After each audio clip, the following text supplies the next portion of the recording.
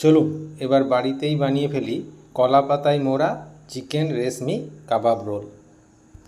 এর জন্য আমরা প্রথমে বোনলেস চিকেনের কিমা বানিয়ে নেব।